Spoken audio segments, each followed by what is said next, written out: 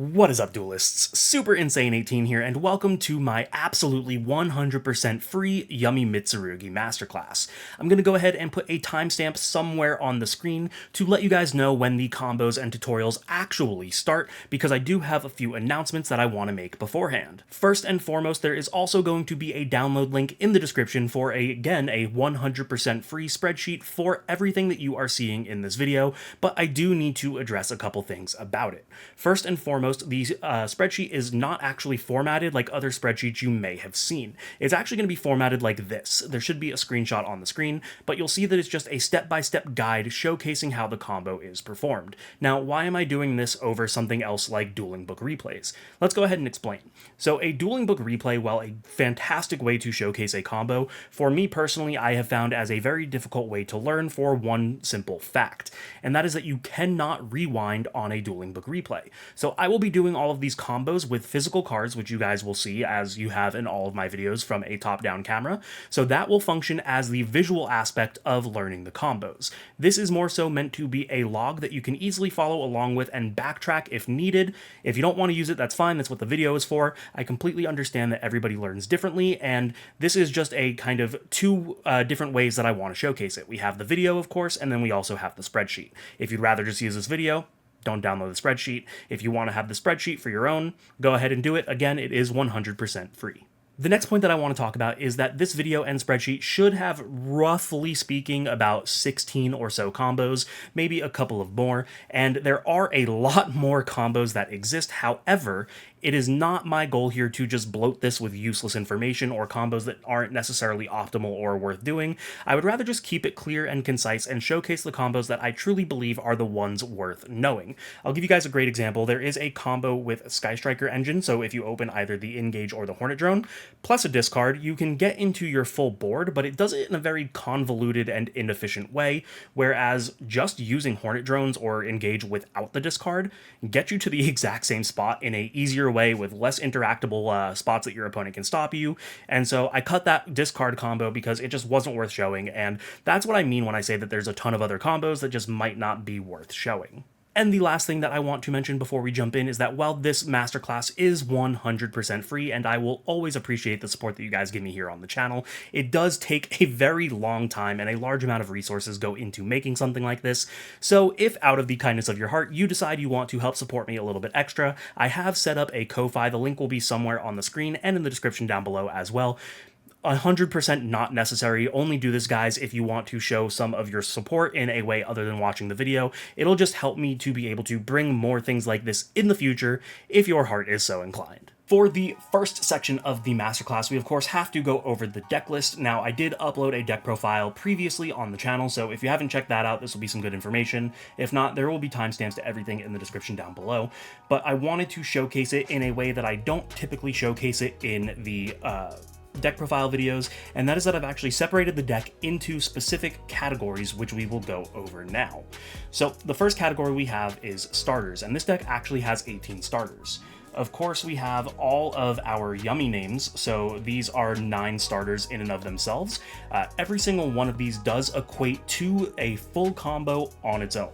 Now, there are some more optimal ways that you can do it if you have other cards, but again, those will be later in the video. Right now, we're just discussing the fact that every single one of these is a 1-card starter, which paired with those, of course, we also have our Habakiris and to a lesser extent our Aramasa. If you open one of any of these, you're getting into your full line. We also still have our Sky Striker engine, of course, with the 3 Engage and the 1 Hornet Drones. As always, any one of these is your full combo. And then lesser, but still part of the starters, is a copy of 1 for 1. Now, this on its own is not a starter because you do always have to discard a monster, but it is technically a starter. The big reason that I have this in the deck, though, is as an extender, which kind of bridges us into our next section, but we'll go there in a second. Is a lot of times you can just continue playing through your opponent's hand traps if you have the 1 for 1, but at the end of the day, it can still be used to start your combos. But like I said, that does bridge us into the next section, which is of course going to be extenders. and this is going to look a little weird. The first two extenders that we have are the cards that people assume are bricks, and that is going to be the Saji and the Birch. I will go over the combos of how these are not bricks and rather extenders. And I mean, it's pretty easy and self-explanatory. You're going to be making Almirage for both of these, and then Almirage is able to just kind of act as a Link 1, but it's a little bit more in depth than that, so we'll go over it. But of course, then we also have our Yummy cards with the 2 Surprise and the 1 Mignon. These all function as extenders in some capacity as well. We have our 2 copies of Prayers. Prayers in this deck is not a starter because you cannot actually use it effectively to bridge your engines. Whereas in something like the Mitsurugi Raziel deck from a while back, you could go ahead and start with this and then use your 2 level 8s to make your, Shadow Dragon and then use that to go into your Tachyon. You can't do that here, and that is because we are opting to play a build that I think is a little bit more consistent, but we will go over that again in due time. Just know that for this version of the deck, Prayers is not a starter, it is just an extender. And then finally for the extender, we have the Mitsurugi Ritual. This in and of itself is not an extender alone, but a lot of times you can actually use it as an extender. There have been games that I've won by hard opening this plus like a Habakiri, and my opponent can stop my Yummy lines, and then the Ritual just lets me full combo anyway. So it's a situational extender, but an extender nonetheless. Now, moving on to the third section of the deck, we of course have our hand traps. That is going to be 3 copies of Fuwalos, 3 Purulia, 3 Ash, and our 2 copies of Ghost Bell. Now, this is a little bit weird, and I've had people question it, so I'm going to go over it a little bit. Why are we playing such a high Mulch Army count when we have such a small hand trap count? Now, yes, it is very good to draw into more hand traps off of your Mulch Armies, but that is not the strength that the Mulch Armies give you. The strength that the Mulch Armies give you is actually preventing your opponent from wanting to full combo at the fear of giving you 10 or so draws. A lot of times your opponent is going to make a half board, which makes it much easier to break, and if it's much easier to break, you don't need all those cards anyway. But not just that, the Mitsurugi engine is hilariously good at breaking boards as well, so those can be really good draw targets off of the Mulch Armies as well. So yeah, the Mulch Armies are really just there as kind of a scare tactic rather than actually drawing into additional hand traps. You really don't need to have that many hand traps. Now, we are almost done with the main deck, but there is one more thing that I do want to kind of bring up to you guys, and that is these 3 cards right here. Now, these 3 cards are the only cards in the deck that I would consider actually bricks. Just because there is nothing that they can do on their own, there is no way that they can extend on their own, but unfortunately they are engine requirements for the Mitsurugi. Less so the Purification. If you wanted to cut Purification you could, and maybe just side it for when you're going first, but the reason that I've opted to main deck the Purification is because we are getting rid of our Herald on our end board, so I want to be able to start my turn with an Omni Negate without having to wait for my opponent to do something, and Purification really plays that as double duty. And it's just really good, and it makes it more safe to link away your Herald. It's technically cuttable, but I personally wouldn't recommend it. So let's go over the extra. We're just going to go ahead and lay out the extra deck and then go over all of the cards. Obviously, we still have our 3 Yummy Synchros. That is what you really need. We have our Martial Metal Marcher and our Samsara Sorrowcat. Sorrowcat is the replacement for the Herald that we lost. Of course, we have to go down 1 Herald thanks to the ban list. But ironically, I think that actually makes this combo better, which we'll talk about as we're showcasing the combos. We have the Flame Banshee, which is our bridge from our Mitsurugi engine into our Yummy engine because it can search for the Birch, but there is kind of an elephant in the room here that I want to talk about. I'm sure you guys have probably seen a video by Triff, phenomenal player, great person. I love any interaction that I've had with him at an event, really stand-up guy. He is playing the Zombie Vampire. Now, the Zombie Vampire can bridge your engines because you overlay Habakiri and Murakumo and you mill cards, but that's kind of luck-based, because you're hoping to mill a Yummy card off of either your deck or your opponent's deck. Mathematically, it's probably relatively high chance, but it's still not guaranteed, and that is why I'm opting for something like the Banshee, because I would rather have the guaranteed play over the potential play to see it. I would rather know that I'm bridging my engine 100% guaranteed than having to rely on luck. We are only on 2 copies of Snatchy. You do not need the third. If you watched the top 8 video that I uploaded last week from a phenomenal player, Josh, he took 6th place at a regional with this deck. He played 3, but he said that he never needed it, and that was also before the ban list, even though he was technically playing post-ban list. But a lot of the new combos, you actually don't even use your second a lot of the time, so 3 is just overkill. You really don't need it, and it's pretty recurable with all of your synchro effects and your minion being able to put it back, so I would not go up to 3 on this.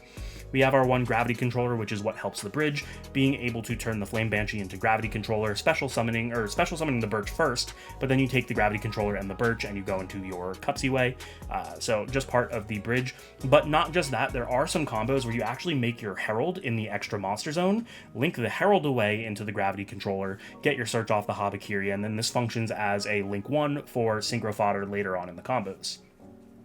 We have the 1 of Link Spider, which is not for Nibiru. You can use it for Nibiru in some instances, but this is really for your Sky Striker token. There have been a lot of times where I was stuck with a Sky Striker token, and I couldn't really progress the game state, although if that Sky Striker token was either A Link 1, or B, a effect monster, I would have been able to do some pretty good things. So really good to have. I would not cut it. We have the Almirage, which is absolutely crucial for a lot of the lines. Of course, we have our Kagari, and then we have the SP Little Knight.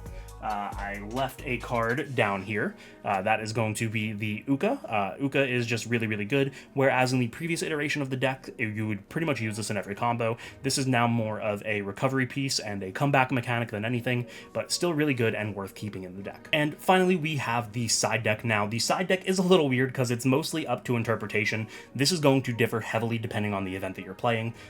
Your locals might be different than something you expect to see at a regional, or the format might shape up, so take this with a grain of salt. This is what I am currently playing right now, but this is ever changing, and I just wanted to show you guys it anyway to kind of go over some of the theory here.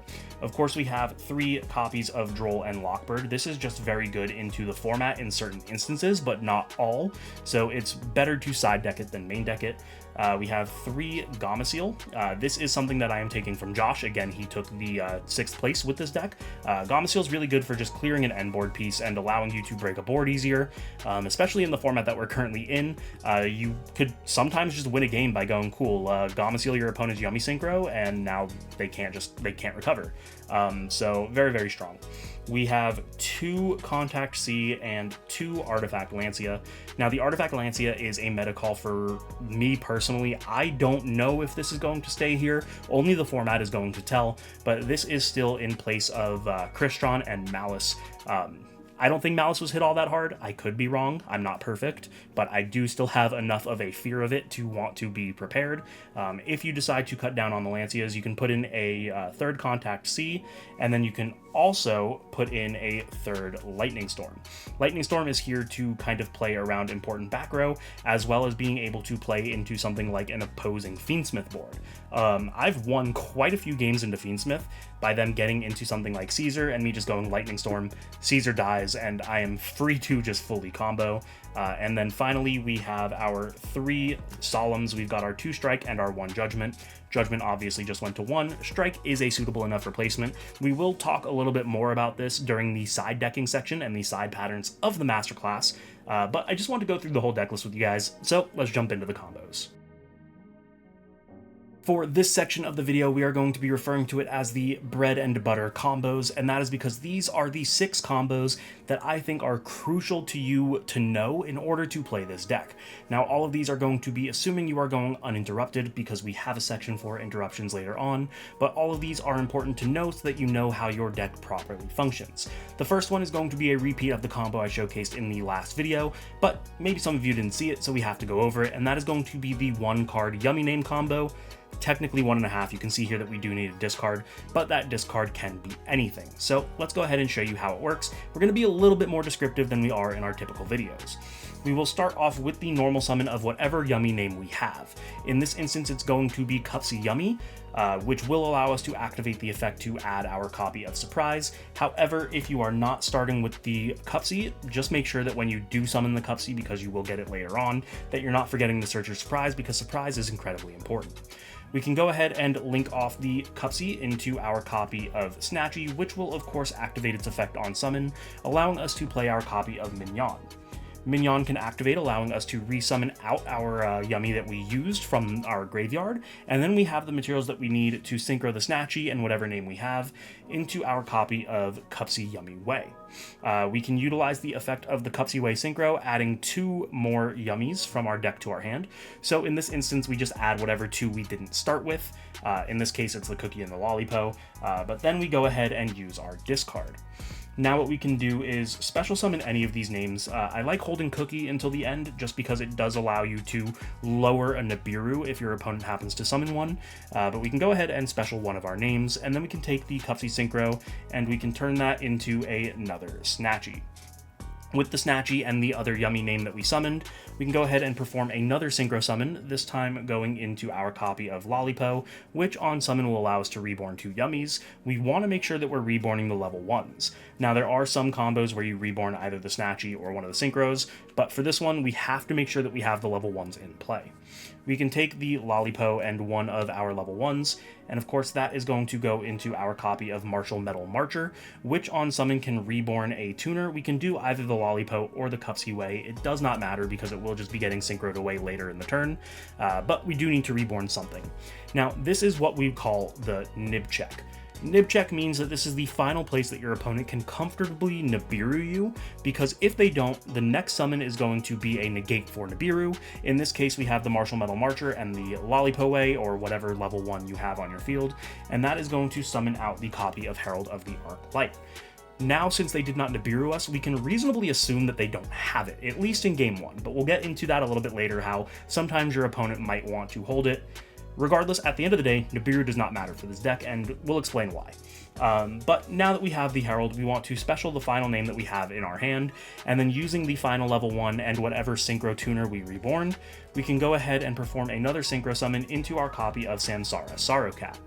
With Samsara Sorrowcat, that means we will be able to re-establish our Herald with relative ease, but more importantly, we need to get both into the graveyard before we do so. So we're going to link off the Herald and the Samsara Sorrowcat into our copy of SP Little Knight. Now we get to activate the effect of Herald because it was sent to the graveyard as link material, or rather just sent to the graveyard in general, which will allow us to search for a ritual monster or a spell, and conveniently, Habakiri is a ritual monster. So we now have the Habakiri in our hand. We can go ahead and activate the Habakiri, revealing it. This is of course going to allow us to summon our Saji from our deck to our side of the field, and then immediately tribute summon the Saji. Saji will be able to activate its effect because it was tributed, adding us a Mitsurugi spell or trap. In this instance, it's going to be the Ritual. We can activate the Ritual, and we will actually tribute the Habakiri from our hand. This is going to allow us to summon the Murakumo from our deck, but also in a new chain allow the Habakiri to activate because it was tributed. So now the Habakiri can activate, and we can go ahead and summon out, or rather search out our Mitsurugi Prayers, which will extend us further into the combo by activating the Mitsurugi Prayers, tributing the Murakumo so that we can activate both effects in sequence. We will use the first effect to add the Kusanagi from our deck to our hand, and the second effect to special summon the Kusanagi. Now, here is where we get a chain link. We will have a chain of these in any order. Now, I personally like to use the Murakumo as chain link 1 and the Kusanagi as chain link 2. The reason for that is that if they negate the Kusanagi, you can just add back a second prayers off of the Murakumo, but more importantly, it makes this less interactable. They can't necessarily bell this or anything like that, so you'll be able to chain block this while also guaranteeing that you're at least getting your prayers back. So chainlink 1 will be the Murakumo, chainlink 2 will be the Kusanagi.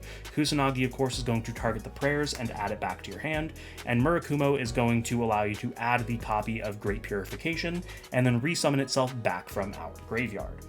Now, what we can do here is we can go ahead and utilize the graveyard effect of the Sorrowcat. That is going to allow us to summon it back to our side of the field by putting a synchro back into our extra deck. In this instance, that's going to be the Herald. And now we want to set our Purification and our Prayers and proceed to end phase. We're proceeding to end phase for a very important reason here, and that is to play around more interactions. First off, if our opponent wanted to hold Nibiru, and they Nibiru'd us here when we attempted to leave main phase, we still have a Reborn for the Murakumo, which equates to a board wipe, we still have an Omni Negate, we still have the Murakumo, which can be an Omni Negate or discard, and we of course still have our Surprise. because they cannot Nibiru past the main phase. The reason we haven't used Surprise yet is to play around that. If we were to use Surprise now and summon one back and they Nibiru us, we kind of just lose. But by going into end phase, and if our opponent did hold the nib, we can in end phase, which is exactly what we're going to do, in end phase activate our Surprise.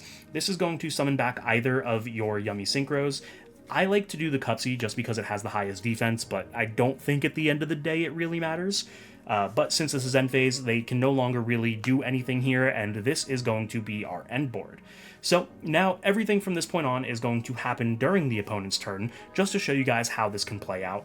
But what you want to do is on the first action that your opponent does, you want to tag out the Yummy. And tagging out the Yummy is going to do a couple of things for you. So we're going to go ahead and tag out our Yummy into whatever Yummy Synchro we still have, in this case Lollipo, and I like to go for the Cupsy.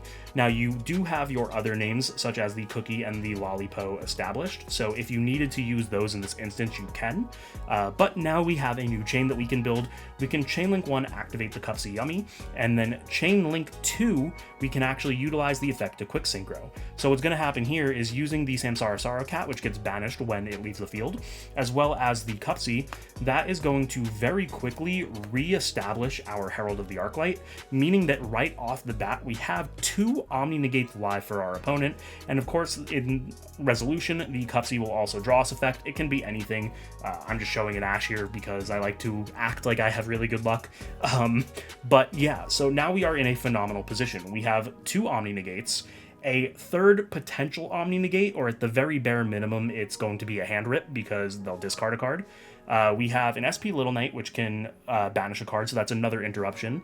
We have the Prayers, which can summon to board wipe. And then we have the last Synchro that we have, which we can use the Synchro to continue tag out plays, which what that will look like is you're going to go ahead and tag out. That's going to summon back one of your Snatchies, and then either your Cooky or your Lollipo, depending on what you're trying to do. In the instance of summoning Cooky, that's another pop. You can then use the quick effect of the Yummy Snatchy to Synchro. That is of course going to go into something like your Cooky, which can then flip 2 opposing monsters face down. You get another tag out, which is of course then going to summon back your Snatchy, and then whichever one you haven't used yet, in this case the Lollipo, which is another interruption from the grave. And then finally you can go ahead and synchro the Yummy Snatchy and whatever level 1 you have left, and that's going to go into a copy of Cupsy, which is then going to search you guaranteed follow-up for the next turn. And this is just ridiculously strong off of the commitment of just having 1 card plus a discard. You have 4 cards in your hand because you drew 1, and I have never had this board broken if I was able to make it. Obviously, your opponent could stop you from making it, but it's very important to know this combo, so I just wanted to make sure you guys knew it. For the next combo, I have gotten a lot of questions about how the Mitsurugi engine bridges into the Yummy engine, and while I have showcased it, I've showcased it significantly less than that first combo, so we're going to explain it to you guys. This one just requires Habakiri, no discard. Technically speaking, you can do this with Aramasa as well, because you normal the Aramasa adds the Habakiri, and then it pretty much plays out the same way. The only difference is you're not going to normal summon later in the combo because you already normal summoned. But it's really easy, so I don't really feel the need to show the Aramasa. If you guys want the Aramasa combo, let me know and maybe I'll pin a comment with it, but it pretty much plays out identically. So we're going to start off with the reveal of the Habakiri. That is going to, of course, allow us to summon our Saji and tribute our Saji, which will allow the Saji to activate its effect, adding us our copy of Ritual. We can immediately activate the Ritual, tributing the Habakiri in our hand, which is of course going to summon the Murakumo from our deck, and activate the tribute effect of Habakiri to add us our copy of Mitsurugi Prayers from our deck to our hand. We can activate the Mitsurugi Prayers, tributing the Murakumo as cost so that we can apply both effects, and that is going to allow us to add our copy of Kusanagi, but this time instead of special summoning the Kusanagi, we're actually going to special summon the Saji back from our graveyard. That is because we really want to establish 2 level 4s on the board for this combo to function. Of course, that means in a new chain we are going to be able to use the Murakumo effect. That is going to add us our copy of Great Purification from our deck to our hand, and then reborn itself to our side of the field. Now we have not normal summoned yet, which is exactly our next step. We're going to go ahead and normal summon the Kusanagi, activating its effect, targeting the prayers, adding it back to our hand, meaning that we have now established full Mitsurugi line. Now this is really cool because we've only summoned 4 times, so even if we get Nibiru'd on the next summon, we still have a board wipe, an Omni Negate, and an Omni Negate plus discard, or discard. So again, Nibiru isn't really the end of the world here because we still also have 4 cards in hand. meaning that we could potentially have extenders or hand traps or whatever it may be. The point is that we do not care about Nibiru. Now that we have our 2 level 4s, we are going to overlay them into our copy of Infernal Flame Banshee, and it is absolutely crucial that you make this in the extra monster zone. The reason for that is because we do need to link it off into Gravity Controller, and Gravity Controller does require a monster in the extra monster zone, so just make sure that if you are doing this, you are summoning it in the extra monster zone. We can go ahead and detach either of the materials. I don't think it matters which one. I've done it both ways and never seen any reason for one to matter over the other. But that is going to allow the Infernal Flame Banshee to add us our copy of Snake Eye Birch. We can then take the Snake Eye Birch and special summon it because we have a fire monster, and then like I mentioned, we will take the Infernal Flame Banshee and link that into our Gravity Controller. Wouldn't you know, a Link 1 plus a Level 1 is just the materials that we need to perform a Synchro Summon into our copy of Cupsy Yummy Way, meaning that the Mitsurugi line has now bridged into our Yummy line. With the effect of the Cupsy Yummy Way, we can go ahead and add specifically Cupsy and Cooky. These are the 2 you want to add, just because they're the best to have during the opponent's turn, and you do need the Cupsy, so we're going to go ahead and add these, but then we want to actually discard the Cooky. Now, this is why the combo doesn't require an additional discard, because we're discarding one of the search cards, but more importantly, if you look at our graveyard, you'll notice that we don't have any additional Yummy names, which will make Lollipo not as good unless we establish another level 1 in our graveyard, which is exactly what we are aiming to do.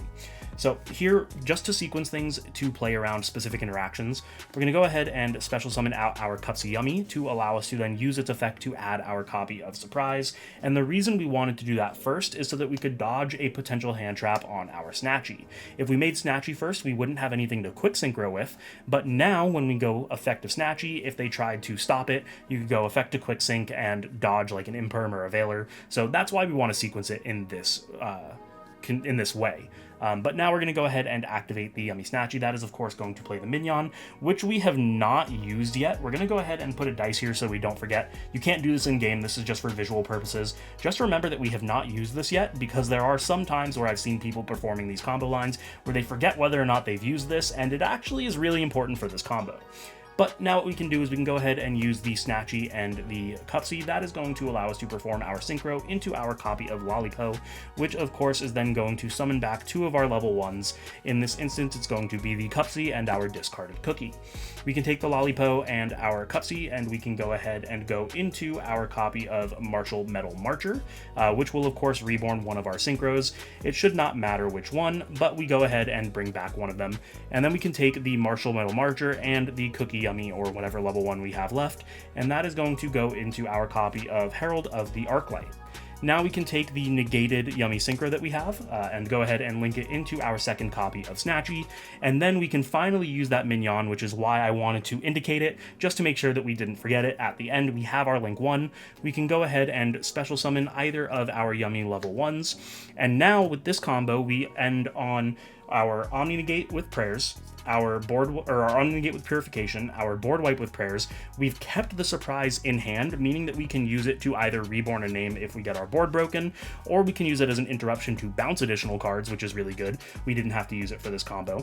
We have the Yummy Synchro, or Link and a level 1 to continue into our Synchro plays for the Cooky, which will book things down. Of course, then getting us our tag outs, which are going to go into Cooky for pops. And yeah, so this is all of the same interruptions, minus the SP Little Knight, for less of a cost, and you get to keep your Surprise, so definitely a really good combo. Our next combo is going to showcase the 1-card starter of either of the 2 striker cards that we play. It can be either hard opening the Hornet Drones or opening the Engage to search the Hornet Drones. It doesn't matter. Regardless, you're getting into the same position, so we're just going to show you guys the Hornet Drones version of the combo. We, of course, activate our copy of Hornet Drones, summoning out our Sky Striker token. We can take that Sky Striker token, and that will link into our copy of Sky Striker Ace Kagari, which on summon will allow us to add the Hornet Drones back from our graveyard to our hand, which is not once per turn, so we can go ahead and activate it again, getting out another token. Now again, conveniently, Link 1, Level 1.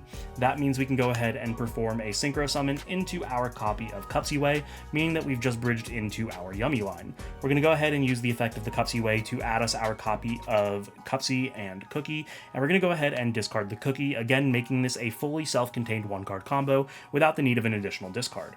Same as the previous combo, we're going to go ahead and special summon the Cupsy first. This will allow us to search for our copy of Surprise, but more importantly, allow us to play around an interaction on something like our Snatchy. We can go ahead and link off the Cupsy Synchro into our copy of Snatchy, which will of course activate its effect, allowing us to play the minion from our deck to our side of the field. Again, if they try to Imperm or Veiler it, you can just go ahead and quick synchro and you end up in the same spot. But now we are going to synchro the Yummy and the Cupsy into our copy of Lollipo, which is again the reason we discarded one of our search level 1s, because we want to make sure that we have both level 1s in our graveyard for the effect to summon off of Lollipo.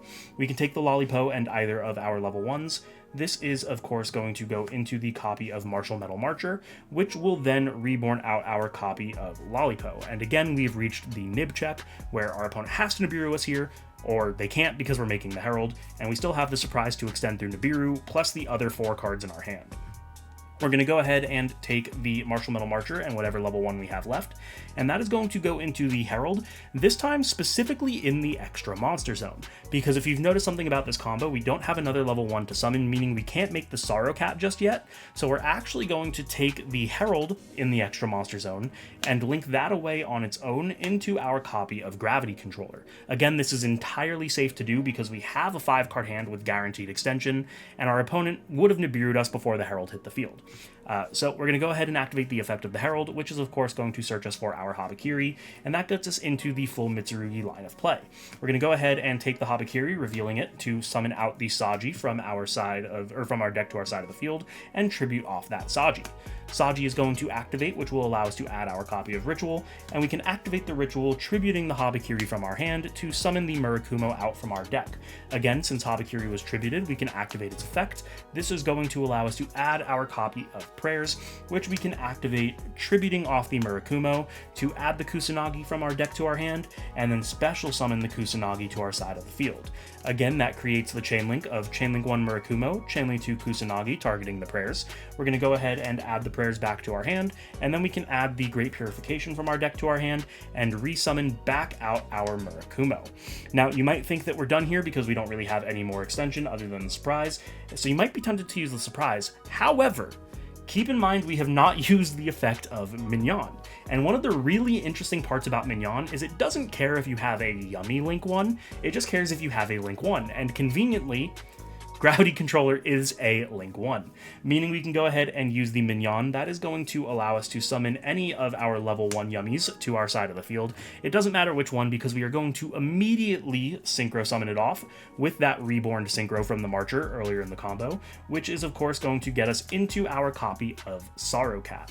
We can go ahead then and take the Sorrow Cat plus the Kusanagi, linking both of these away into our copy of SP Little Knight, and then we have the Sorrow Cat in our graveyard to summon it back to our side of the field by once again recycling the Herald that we used earlier in the combo, and now we can set our Purification and set our Prayers and proceed to our end phase. Same as we explained in the first combo, we want to activate the Surprise in the end phase because it plays best into something like a Nibiru, but that is of course going to allow us to summon back either of our Yummy Synchros, and now we have just ended on pretty much the exact same board as we did on the first turn with all of the same interruptions. It'll play out on your opponent's turn the exact same way. You still have 4 cards in your hand because this was a 1-card combo. You're going to be able to get guaranteed follow-up from both of your Mitsurugi and your Yummy engines, and you're going to be able to reestablish your Herald almost immediately, so very, very strong combo off of just a single Sky Striker card. Our next combo is going to be, again, a 1.5 card combo or 2-card combo, however you want to look at it.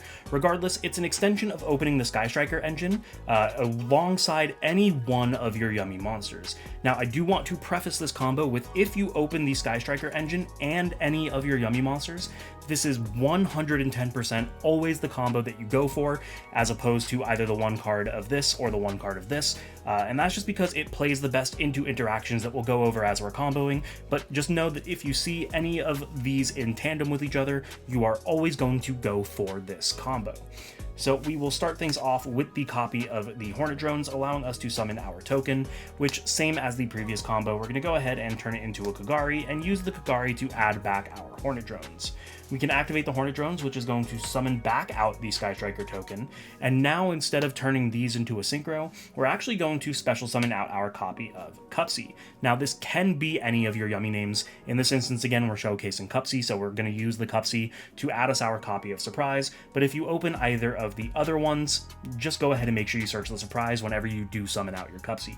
But now we are going to go ahead and synchro off the Kagari and the Cupsy. This is going to go into our Cupsy Yummy way, and the reason we wanted to sequence it this way is for a few reasons. First and foremost, we can now fully play around something like an Imperm or a Veiler, because if our opponent tries to target it, we have a Yummy name in our graveyard to tag out into, which we didn't have previously.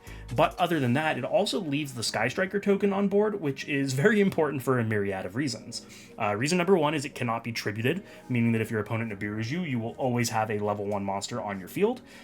Reason number two is it stays on your field until a point where you can no longer be Nibiru'd, so it's always your failsafe. But other than that, yeah, it's just a level 1 monster that can help you extend into further plays depending on how your opponent interacts with you.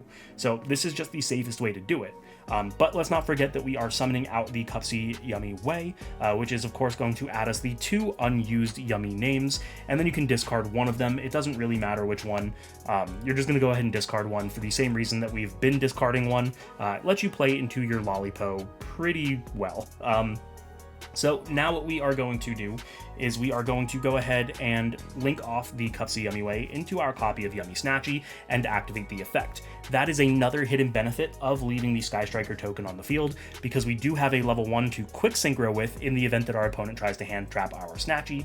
So just keep that in the back of your mind. Definitely one of the things that I wanted to tell you guys going into this masterclass. So the Snatchy is going to go ahead and play the copy of Mignon from our deck to our side of the field, and then we can go ahead and utilize the Mignon. That is going to summon back any of our Yummies. It does not matter which one. Using the Snatchy and whatever Yummy we reborned off of the Mignon, we're going to go ahead and go into our copy of Lollipo way. Lollipo way, of course, is going to activate its effect. That is going to allow us to summon out the Cooky Yummy and the Cupsy Yummy, just 2 level 1s, whichever names they might be. But then we can go ahead and go into our copy of Martial Metal Marcher. Now, Martial Metal Marcher here is, of course, going to reborn one of our names, and then we have reached a point where we have the nib check. So we can go ahead, and if they don't nib us here, we can safely link away, or rather synchro away, our level 1 token here. That is going to go ahead and go into our copy of Herald of the Arclight. Now, before we link or synchro these 2 away into our copy of Sorrowcat, we actually want to special summon the last Yummy name that we have. The reason that we're doing this is because we're not going to be putting anything on board that allows us to special Yummy after this point, and we want to make sure that we have it for later in the combo. We're going to go ahead and we're going to take the Lollipo Synchro and the Cupsy, and that is of course going to go into our copy of Sorrowcat, and we can then take the Sorrowcat and the Herald, again reasonably assuming that our opponent does not have Nibiru. This goes into our copy of SP Little Knight. Herald is going to activate because it was sent to the graveyard, of course getting us access into our full Mitsurugi line. Same as always, we're going to reveal the Habakiri. Habakiri is going to summon out the Saji. Saji will be tributed, and then Saji can activate, adding us our copy of Ritual. Ritual is going to activate by sending the Habakiri from our hand. That is going to summon the Murakumo from deck and activate the tribute effect of the Habakiri to add us our copy of Prayers. We can activate the Prayers, tributing the Murakumo. That will allow us to use both effects in sequence. We're going to go ahead and add our copy of Kusanagi and summon our copy of Kusanagi, creating that chain link of Chainlink 1 Murakumo, Chainlink 2 Kusanagi, target Prayers. Prayers gets added back to our hand, and we get to add the Purification, and the Murakumo will be resummoned. Now, there is a really cool thing that we did here because we special summoned out that last level 1, and that means that we can actually just re-establish the Herald on our own turn. We're going to go ahead and use the Graveyard effect of the Sorrowcat, summoning itself to our side of the field by putting the Herald back into our extra deck, and wouldn't you know it, we have a 3 and a 1. We're going to go ahead and synchro right back into our Herald, meaning that we have both Omni Negates live from the get-go. So we're going to go ahead and set our Purification. We're going to go go ahead and set our prayers. And the last thing that we want to do is still just best play around specific interactions. Activate the Yummy Surprise in our end phase. That is going to allow us to reborn either of our Yummy Synchros, meaning that we have the full capabilities of our tag out plays and Yummy lines on the opponent's turn. So again, the combos just keep getting better. We have all of the interruptions that we would normally have. We've established the Herald and kept the Herald. We have our Little Knight, we have our tag out, we have all of our interactions with the Mitsurugi engine, and we still have, I think, 3 cards in our hand here. So yeah, and we're getting guaranteed follow-up by making a Cupsy on our opponent's turn anyway. Really, really strong combo. Now, I'm gonna be honest with you guys, this next combo, it's personal. I am sick and tired of everybody telling me that Snake Eye Birch is a brick. This card is ridiculous, and it is not a brick, and I am going to show you why in this combo. You can see here that this is a ridiculous hand. I have 4 hand traps and a Birch. How is this going to get me into full combo? Well, let me show you. So here we are. We have found ourselves in a position where we have Snake Eye Birch and a bunch of hand traps. Doesn't matter, we only need one of them, so I'm just showing you guys one. But believe it or not, this is the full combo. So it really isn't necessarily a hand trap, it's any normal summonable monster with 1,000 or less attack, which is primarily hand traps, but I guess technically speaking, foreshadowing to a combo that is coming up. You can also do this with Saji. So let's show you guys how it is done. We are going to normal summon out our monster with 1,000 or less attack. Conveniently for us, that is the material needed to link summon into a copy of Almirage, which also conveniently is a fire monster. It being a fire monster means that we can special summon out our Birch, and then we can go ahead and perform a synchro summon into our copy of Cupsy Way. Of course, this then bridges us into our Yummy line, so we're going to go ahead and add our Cupsy as well as our Cooky, and here we want to discard our Cooky. We've already opened relatively bad, we don't want to discard any of the other potential hand traps that we have, so we're going to go ahead and discard the Cooky. It also allows us to play more safely for the Lollipo later on in the combo. We're going to go ahead and special summon out that Cupsy. This is going to allow us to search for our surprise, and again, doing it in this order to ensure that we have a quick synchro ability for our next play, which is to go ahead and link off the Cupsy into our Snatchy, and then we can utilize the effect of Snatchy to play our copy of Mignon from our deck to our side of the field. Using the Snatchy and the Cupsy, we're going to go ahead and synchro yet again into our copy of Lollipo. And same as always, we're going to go ahead and summon back 2 of our level 1s. Now, here what we can do is again go into our copy of Marcher, and Marcher will activate its effect, reborning any of our synchros, and we have reached the Nibiru check. If they do not Nibiru us, it is reasonable to assume that they don't have it. So we're going to go ahead and take the Marcher and our level 1, and this is again going to go into the Herald, very importantly in the extra monster zone. Once again, we are down to a single Herald because of the ban list, so we need to make sure that we can get to our Sorrow Cat, which we have not yet done, so we don't want to link away our level 2 Synchro, because we're just going to be able to utilize it later in the combo. Which is why we're putting the Herald in the extra monster zone, so that we can turn it by itself into our copy of Gravity Controller, and then we get the effect of the Herald because it was sent to Graveyard, adding us our Habakiri. Now you've seen this 100 times already, so we're revealing the Habakiri, we're summoning the Saji and tributing the Saji. The Saji effect is going to add us our Ritual. We can go ahead and activate the Ritual. That is going to tribute the Habakiri, summoning the Murakumo from our deck and activating the effect of the Habakiri. That is going to add us our copy of Prayers. We're going to go ahead and activate the Prayers, tribute the Murakumo. That is going to allow us to add the Kusanagi to our hand and then summon the Kusanagi to our side of the field. And then in a new chain, we can go ahead and chainlink 1 Murakumo, chainlink 2 Kusanagi, target Prayers, add it back to our hand. Murakumo, add us our copy of Purification, and then we can go ahead and summon back the Murakumo. Once again, we have not used our copy of Mignon, and we have a Link 1. So utilizing the Mignon effect, we can go ahead and summon any of our Yummy names, and that is going to allow us to then take the Yummy Synchro that we still have, synchro it with the Cooky into our copy of the Samsara Sorrow Cat, which we can then take with the Kusanagi, and this is going to summon out our copy of SP Little Knight. We can utilize the Graveyard effect of the Sorrow Cat, summoning it back to our side of the field by recycling our copy of Herald, and then we can set our Prayers and our Purification, proceed to our end phase yet again. In the end phase, activate our Surprise to reborn any of our Yummy Synchros, and we have once again reached the full uninterrupted end board completely on a brick hand. Now, there is something that I want to talk about this combo that we haven't really talked about in other ones, just because of the nature of how Birch works. So I'm going to go ahead and throw the notes on the screen from the spreadsheet that I have, and essentially what it says is that this combo showcases how Birch is not a brick in your hand. The way that the math lines up in this deck is so that if you have Birch, the other 4 cards in your hand should either be a bunch of hand traps, which will allow you to perform this combo, or a card that functions as a better starter than Birch would, meaning that you don't even need this line, and Birch becomes an additional extender or a discard piece for later in the game. All of the previous combo points still stand through Nibiru as well, so all of those interactions apply here, but essentially, again, this is kind of like a worst case scenario combo. This is an instance where you have Birch and 4 unplayable cards. There aren't a whole lot of unplayable cards in this deck, so if you found yourself in this position, you're likely sitting on a bunch of hand traps. Your opponent is not playing the game, and you still have your full combo.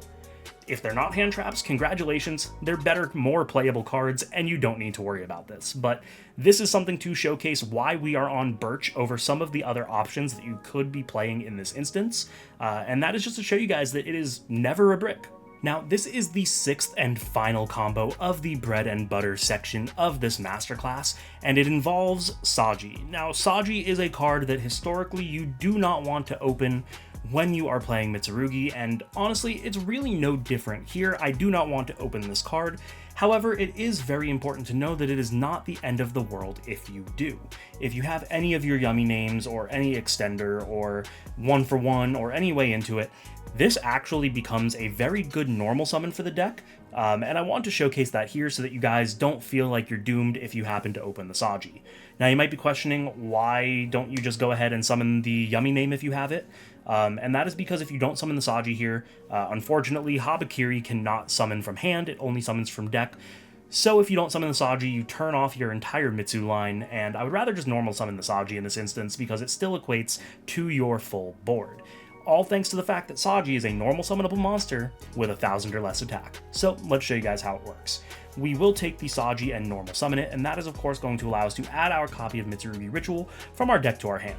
Now we're just going to kind of forget about this because we're not going to use it until way later in the combo, but here we can go ahead and take the Saji, link it off into our copy of Almirage, and then special summon whatever Yummy name we have. Again, I am showcasing Cupsy, but this can be any of the Yummy names.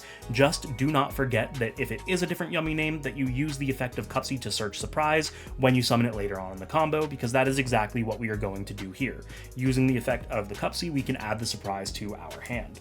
We are then going to go ahead and synchro off the Almirage and the Cupsy into our copy of Cupsy Way, which again has the ability to tag out in the event of our opponent hand trapping us. So we're going to activate the effect. This is going to add both of the unused names and discard one of them. The discard realistically does not matter. What we are going to do here is special summon out one of our names, and then we can take the Cupsy Synchro and go into our copy of Snatchy. Doing it in this way, again, allows us to play through an interruption on the Snatchy by quick syncing. Otherwise, the Snatchy is going to go ahead and activate the Mignon from our deck. We do want to use the Mignon here, even though we already have a level 1, just to establish enough level 1s to actually fully do the combo. So go ahead and reborn any of them. It really does not matter which one. Again, this is just to ensure that we have the number of level 1s that we need, because now what we're going to do is take the Snatchy and either of our level 1s, does not matter which one, and that's going to go into our copy of Lollipo, which again is going to do Lollipo things and summon out 2 of our level 1s to our side of the field from our graveyard. We can go ahead and take the Lollipo plus 1 of our level 1s. This is, of course, going to go into Martial Metal Marcher. Again, we have reached the nib check. If they don't Nibiru you, they likely don't have it. We are going to go ahead and use the Martial Metal Marcher effect to reborn out one of our Synchros, and then we can take the Marcher with one of our level 1s and go into our copy of Herald. Now, this is why we used the Mignon as early as we did. We now have a level 2 tuner and a level 1. That is, of course, the required materials to go into our copy of Samsara Sorrowcat, and then we can do the combo as we normally would. Taking the Samsara Sorrowcat and the Herald, we're going to go ahead and link those off into our copy of SP Little Knight, and utilizing the effect of the Herald, we can go ahead and add our Habakiri from our deck to our hand. Now, you don't actually need to activate the Habakiri here. Reason being, we already have the ritual. Typically, activating the Habakiri is the way that we can bridge into our ritual, but we already have it. So don't use this here because, funny enough, you can actually use it later on in the duel since it is a once per duel effect, just to get another extender, because you can use it to summon out like your Aramasa. Aramasa will get a search, so on and so forth. It's just an additional body on your field. So instead of using the Habakiri, we're actually going to go ahead and activate the ritual, tributing the Habakiri instead. Here we will go ahead and do the combo as normal, summoning out the Murakumo and activating the tribute effect of the Habakiri to add our copy of prayers. We can go ahead and activate the prayers, tributing the Murakumo. This allows us to add the Kusanagi to hand and summon the Kusanagi. Of course, we get our Chainlink 1 Murakumo, Chainlink 2 Kusanagi, targeting the prayers to add it back to our hand, and then the Murakumo can add the Great Purification and summon itself back to our side of the field. We will go ahead and utilize the graveyard effect of the Samsara Sarokat. That is going to summon itself back to our side of the field by putting the Herald back into our extra deck. And then, of course, we set our Purification, set our prayers, proceed to our end phase, activate Surprise. This will reborn any of our Yummy Synchros, giving us the full combo yet again to play out as I've already shown you guys. And you still have 3 cards in your hand. You're going to be getting more follow-up off of everything that you have, and yeah, we're just in the same place. It's just that good, guys. Now, I hope you guys are still with me, because with the bread and butter combos out of the way, we have moved into part 2 of the masterclass, hand traps. Now, as you can see, we have a Fuwalos on our field and any one Yummy name, and this is going to show you guys what you should do if you end up getting Fuwalos to not only give your opponent as little draws as possible, but also set up the best possible end board that you can in order to play around what they may have. So we're going to start off with the summon of any of our Yummy names. Again, it can be any one of them. But just keep in mind that if it is not Cupsy, you do need to summon Cupsy later, because we want to ensure that we have the surprise. But in this instance, the Cupsy is going to go ahead and grab us our copy of Surprise. We will then link away whatever Yummy name we summoned into our copy of Snatchy, which gives our opponent 1 draw. I'll put a counter on the screen. But now we can utilize the effect of the Snatchy. That is going to play the Mignon from our deck. We can utilize the effect of the Mignon to special summon out our copy of Cupsy or whatever Yummy name we started with, and then we can take the Snatchy and whatever name, and that is going to go into our copy of Cupsy Yummy Way for the second draw that we are giving our opponent. We will activate the effect of the Cupsy Way, adding the unused names, whichever 2 we still have, to our hand, and then discarding one of them. And that's pretty much just because we want all of our names into rotation, because we're going to be ending on a very small board here. What we're going to do now is special summon out our final Yummy name from our hand, set our copy of Surprise, and pass turn to our opponent. Now, this might not look all that good, but believe it or not, this is actually full Yummy combo. Because what we're able to do here in this instance is when our opponent activates something, we can tag out the Cupsy Yummy Way. This is going to go into our copy of Snatchy and whatever name. If we have something we want to pop, we go the Cooky. If we don't have something we want to pop, we go the Cupsy. Cupsy's going to go ahead and draw us a card. We can then, of course, utilize the effects even more. We're going to go ahead and synchro off into, this is not stacked properly, our copy of Lollipo and or our copy of Cooky, depending on what we're trying to do. If our opponent has stuff that we want a Book of Moon, we're going to go ahead and go for the Cooky. If we're just trying to extend our board, we're going to go ahead and Lollipo. We can go ahead and summon out Lollipo here. That's going to reborn more names. Usually I like to do Cooky first. So let's showcase that. We're going to go ahead and Cooky. That's going to book things to our opponent's field, which can potentially stop them from playing all on their own. But then, of course, the Cooky is going to go ahead and allow us to tag out into our names again, whichever name we didn't use, and our Snatchy. That is, of course, going to get us the interruption of the name that we have not yet used.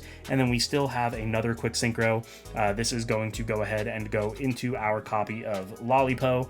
Lollipo is going to be able to resummon back out our 2 level 1s, which is very, very strong. We can then go ahead and utilize our Lollipo to tag out one more time back into the Snatchy. Snatchy can synchro again going into our copy of Cupsy. Cupsy will be able to get us 2 searches and a discard. Again, this is not stacked properly. But at this point, you can discard anything you want. It could be one of the search names. It could be one of whatever other cards you had in your hand. But the really cool part here is that you can then either A, use Surprise as a way to bounce cards your opponent controls, or you can surprise back your Snatchy and use your Snatchy to perform one more synchro using the synchro and the 2 level ones that you have to go into your copy of Herald of the Arclight, acting as another Omni Negate or interruption that searches you your full Mitsurugi combo once you use it, so giving our opponent only 2 draws. That was what? We had the interruption off of the Cooky, so that books 2. We have the interruption off of the main deck Cooky, which pops 1. We have an Omni Negate, so that is 3 interactions, and guaranteed follow-up, so yeah, pretty good. Now, for the second Fuwalos line, we are going to show you the Habakiri because this does summon from deck, so it's kind of susceptible to something like Fuwalos. Now, just to be transparent with you guys, this combo is kind of one of the worst case scenarios. If this is your only starter and your opponent Fuwaloses you, you're ending on 3 interactions plus guaranteed follow-up, and you're giving them 2 draws, which isn't awful, but it's just not great into the format because 3 interruptions might not be enough, just flat out. But we're going to show you guys how we do it. We of course start with the reveal of the Habakiri, and that is going to summon the Saji and tribute the Saji. Unfortunately, that does give our opponent a draw, so we'll throw the counter up. But we do get the Saji effect, which will allow us to add our copy of Mitsurugi Ritual from our deck to our hand. Here we are going to take the Mitsurugi Ritual, and we are going to tribute off the Habakiri. That is, of course, going to summon out our copy of Murakumo, and again, activate the tribute effect of the Habakiri, allowing us to add our copy of Prayers. That does also give our opponent a second draw, because we summoned the Murakumo from deck, and that is going to be pretty much the last draw we give them. There is an alternative line that I'll go over at the end, but for the sake of this combo, that is the last draw we're going to give them. We're going to go ahead and activate the Prayers. This is going to tribute off the Murakumo to add our Kusanagi and special our Kusanagi, circumventing something like Fuwalos because the Kusanagi is technically summoned from the hand. And as always, that is going to activate our chains of Murakumo chain 1, Kusanagi chain 2. We get to add our Prayers back to our hand, and we get to summon out the Murakumo while adding our copy of Prayers, and we can go ahead and pass here. Now, this is 3 interactions with 4 cards in our hand, so potentially more if we've opened hand traps. But we have the Murakumo, which is either an Omni Negate or a discard. We have the Purification, which is an Omni Negate, and we have the Prayers, which is a board wipe because it will tribute and reborn out our Murakumo. But not just that, this also does represent full combo on the opponent's, or not on the opponent's, on the following turn. Because of the way that the Mitsurugi cards work, you'll be able to get another Prayers off of the resummon off the Mitsurugi. You'll also be able to possibly search something like your Aramasa. Just really depends. But the Great Purification also has a graveyard effect of being able to reborn out one of your Mitsurugis, meaning that you always have a way to put 2 level 4s on the board on the following turn, whether that be, you know, Kusanagi, Saji, or Aramasa in one of the 2, doesn't really matter. But as I showcased you guys in the bread and butter combos, any 2 level 4s is full Yummy combo by doing the Infernal Flame Banshee line. So by giving them 2 draws, you get 3 interactions, 4 cards in your hand, with guaranteed follow-up, which isn't all that bad. Now, there is an alternative line that we can do in this combo, so let's go ahead and go over that. It does give your opponent 1 more draw, but it also gives you 1 more interaction, and essentially what that's going to be is it's going to be off of the Prayers. Instead of summoning out the Kusanagi, you're going to summon out the Saji. So when you have the Saji on field, you can go ahead and normal the Kusanagi, so you end up with the same interactions. You're still going to have the Murakumo, you're still going to have the Prayers, you're still going to have the Purification, but now you have 2 additional monsters on your board, which means you can go ahead and link them off into something like an SP Little Knight, which will give your opponent a 3rd draw, but it does give you an additional interruption. So it's kind of hard to say whether or not this is worth it. I think it more so depends on the game state, what you know your opponent is on, whether or not you think that they drew into playable cards, but it's just something worth knowing. Personally, I like to play a little bit safer. I would rather give them less draws, even if it's at the cost of another interruption. But it is just something for you guys to know and something that I wanted to include in the class. Our next Fuwalos line is going to be in the face of the Sky Striker engine. Again, Engage or Hornet Drones are essentially the same card. So we're going to go ahead and start with the Hornet Drones. This does unfortunately give our opponent 3 draws, which is the worst of the Purulia or of the Fuwalos lines. but unfortunately it just kind of is what it is. If this is your starter, you still end on your full Yummy interactions. So we're going to show you guys how it goes. We start off with the activation of the Hornet Drones, of course getting our Sky Striker token. Using the token, we can go ahead and go into our copy of Kagari, netting our opponent their first draw. Kagari will allow us to add back our Hornet Drones, which we can activate to summon back out our Sky Striker token. We can then go ahead and synchro both off into our copy of Cupsy Yummy Way. This is of course going to give our opponent their second draw, but we can use it to add our copy of Cupsy as well as our copy of Cooky. We can go ahead and discard the Cooky. We want to do that here to get the name into rotation so that we can use it as an interruption on our opponent's turn. And then we can go ahead and special summon out the Cupsy. Cupsy is going to go ahead and allow us to add our copy of Surprise, which we will be able to use as another interruption for our opponent. But then we can go ahead and take the Synchro and go into our copy of Snatchy, utilizing Snatchy to play the Mignon. The reason we're playing the Mignon is just because we don't play the Akrookie, and this will allow us to kind of pump up our board a little as well. We will set our Surprise and end our turn, giving our opponent 3 draws. So this may look like a lackluster board, especially for giving your opponent 3 draws, but it is full combo for the Yummy engine, as well as potential to get you into your Mitsurugi engine, so let's go over it. It's very hard to script because it's very dependent on what your opponent does, so we're just going to kind of go through it the best that we can to ensure that you guys at least understand how it works. Obviously we have our Snatchy plus our level 1, meaning that we have the ability to quick synchro. So on our opponent's turn we can go ahead and synchro using both, and here you can go into either your Lollipo or your Cooky. More often than not, I find it the best to go into Cooky, because if you go into Cooky, you get 2 interruptions immediately off the bat, being able to flip 2 of your opponent's monsters face down, which in a lot of cases can potentially end their turn. Of course, then you can go ahead and tag it back out. That is going to then summon one of your other synchros, as well as something like a Cooky, or whatever other name you have. I like to do Cooky because it is another interruption being a pop, but then again we also have the effect of the Cupsy Way to tag out. That is going to go back into our 1 as well as our Snatchy, which we can then go ahead and perform a synchro one more time. This is going to go into our copy of Lollipo here, which can reborn 2, but it is up to 2, and a lot of times I really just like to do the 1, just because you want to make sure you have the Snatchy left in your graveyard. Reason being because you can use it to, or rather use the Surprise to reborn it. That way you can go ahead and summon it out and perform another quick synchro into something like your Herald of Arclight, which is now not only another Omni Negate, but it will get you into your Mitsurugi combo for the follow-up. Or if you don't feel the need to make the Arclight, never forget that you can also just use the Surprise to bounce 2 of your names back to your hand, giving you full follow-up for the next turn, as well as bouncing 2 cards your opponent controls. So it really is just dependent on how your opponent plays it, but that is pretty much the gist of how you're going to play that out. Alright, so we have completed the Fuwalos lines onto the Purulia lines, and we are going to show you 2 different options, because it actually does change depending on which Yummy name you open up. One of these combos is going to be this one, which is the Cupsy Yummy. The other is going to be if you open up the other 2, so let's go ahead and get into it. Obviously, they are going to go ahead and Purulia us. We will have to give them a draw when we normal summon our Cupsy Yummy, which is then going to go ahead and allow us to add our copy of Surprise.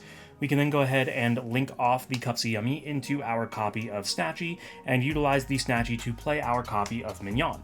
We can use the Mignon to reborn out our copy of the Cupsy Yummy, and then we can take the Snatchy and the Yummy, and that is going to synchro summon off into our copy of Cupsy Yummy Way. Utilizing the Yummy Way, we can go ahead and add us our Cooky, and we're actually going to add another Cupsy instead of a Lollipo here. And then we're going to go ahead and discard the Cooky that we added, and finally we will set the Surprise and pass our turn, giving our opponent only 1 draw. And you might be questioning why we're ending here. All we have is the Cupsy and a Surprise, but this is actually full Yummy combo with guaranteed follow-up of the Mitsurugi line. So same as the previous combos, on the opponent's turn, we can utilize the effect of the Cupsy Yummy. This is going to summon out our copy of Snatchy and then either of our Yummy names. Usually the first one is going to be the Cupsy because we don't have anything we want to pop yet, but that is going to net us a draw off the Cupsy. Again, it does not matter what that is, but we can then go ahead and at our leisure use the effect of Snatchy to quick sync again into our our copy of Cooky, flipping 2 of our opponent's monsters face down. Again, sometimes that can just end the turn itself. If we do need to continue to go, we can go ahead and tag out our Cooky Yummy Way. This is going to reborn out our Snatchy, and then we can reborn out the Cooky we didn't use earlier. That is going to allow the Cooky to pop a card, giving us our 3rd interruption. We can then go ahead and use Snatchy to go into our copy of Lollipo, which is going to summon back out our 2 level 1 monsters. And then again, we are in a position where we have an option of what we can do with Surprise. We can either Surprise, return 2 back to our hand, and then bounce to our opponent controls, or we can Surprise to reborn out our Snatchy, which we can then use as a tool to quick synchro into our copy of Herald, functioning as a negate and the bridge into our Mitsu line. Now, we did only give them 1 draw. We have guaranteed follow-up because we searched the Cupsy Yummy Way. We have whatever it is we drew, and we have guaranteed follow-up off the Herald as well, so really, really strong for only giving them minimal advantage. For the next Purulia combo, it is going to be slightly different, and that is if you open either the Cooky or the Lollipo. It does require that you give your opponent an extra draw, since we don't have the luxury of having the Cupsy to get the surprise, and we do really need the surprise, so we're going to go ahead and show you guys how it works.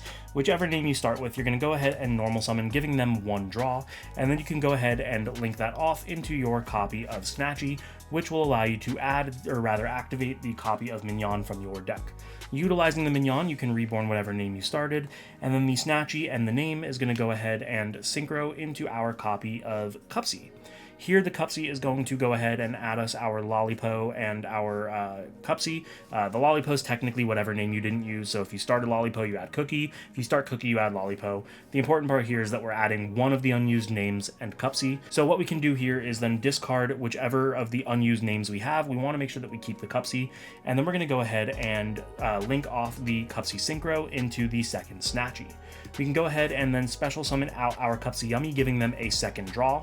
That is going to add us our copy of Surprise, which we can then set and pass our turn. Now, the reason we did it in this order is to make sure that if they drew a hand trap, they don't have a negate for something like the Cupsy. We can go ahead and quick synchro it off, because we want to make sure that we have the Yummy Surprise. And now it's pretty much going to play out the same way, although instead of using a tag out effect first, you're just going to use your synchro effect first and play it out exactly as we have for the last couple of lines, going through all of your stuff until a point where you can get to the Herald, at which point you have a negate plus guaranteed follow-up. For the final, and in my opinion, best way to play into Purulia, it is actually going to be with Hornet Drones. You set up absolute absurdity without giving your opponent a single draw, so let's show you guys how it is done. We activate the Hornet Drones, which of course gets us our Sky Striker token, which we can go ahead and link into our copy of Kagari, which will then allow us to add the Hornet Drones back from grave to hand, activating once more to get us our token yet again. Using the token and the Kagari, we are going to go ahead and go into our copy of Cupsy Way, and this will activate the Cupsy Way effect to search and discard. We're going to search for a Cupsy and a Cooky, and we're actually going to go ahead and discard the Cupsy. The reason that we're discarding the Cupsy is because we can take our Cupsy Yummy Way and link that off into our Snatchy, which will of course allow the Snatchy to play the Mignon from our deck to our side of the field, and then Mignon can actually reborn the Cupsy that we discarded, allowing us to use that Cupsy to search for our copy of Surprise. We can then go ahead and take the Yummy Snatchy and the Cupsy. We can go ahead and synchro those off into our copy of Lollipo Yummy Way, which will reborn 2 of our Yummy names, in this case our Cupsy and our Snatchy. What we can do here to finish off the combo is we can go ahead and take the Lollipo and link that off into our copy of Yummy Snatchy, set the Surprise to our side of the field, and pass our turn. So here what we have done is we have set up an absolutely absurd way to play into our opponent. Keep in mind that this Snatchy is negated, but this one is not. This was negated because it was summoned off of the effect of the Lollipo, but the cool thing about Snatchy, as you've seen in other combos, is that Snatchy does not need to use itself when it is using its synchro effect. So what we can actually do during our opponent's turn is activate the effect of this Snatchy to synchro. We'll use this Snatchy along with our Cupsy. That is of course going to go into our copy of Cooky. We can then go ahead and use the Cooky to flip 2 face down, which in and of itself could potentially end the turn, but if it doesn't, we can continue to play. When they activate an effect, we're going to go ahead and tag the Cooky out.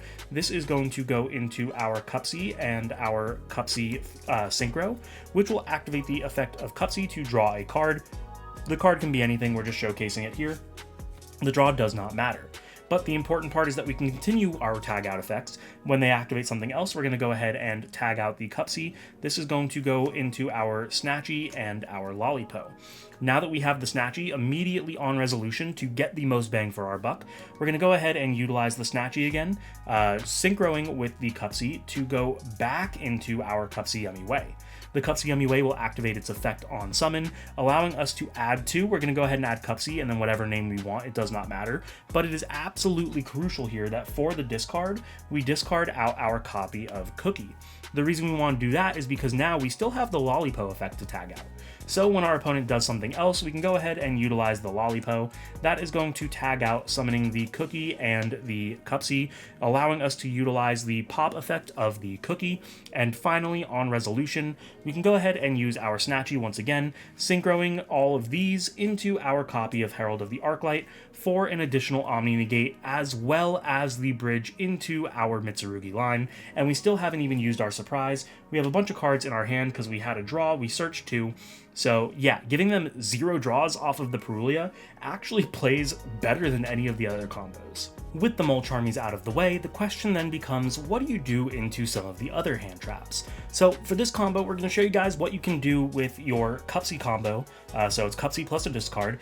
If your opponent uses Ash, Imperm, or Veiler. We just have an Ash here, we'll put Imperm Veiler on the screen in editing. But essentially, if you get interrupted on your Cupsy normal summon, that means you don't have the surprise, and losing the surprise actually does quite a bit of damage. However, we can still get into a very, very strong end board. So let's show you guys what it is.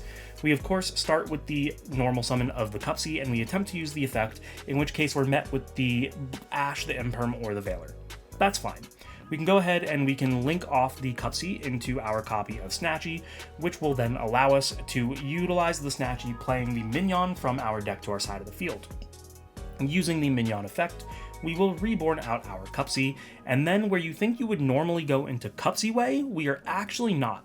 Instead, we're going to take the Snatchy and the Cupsy, and instead of Cupsy way, go into Lollipo.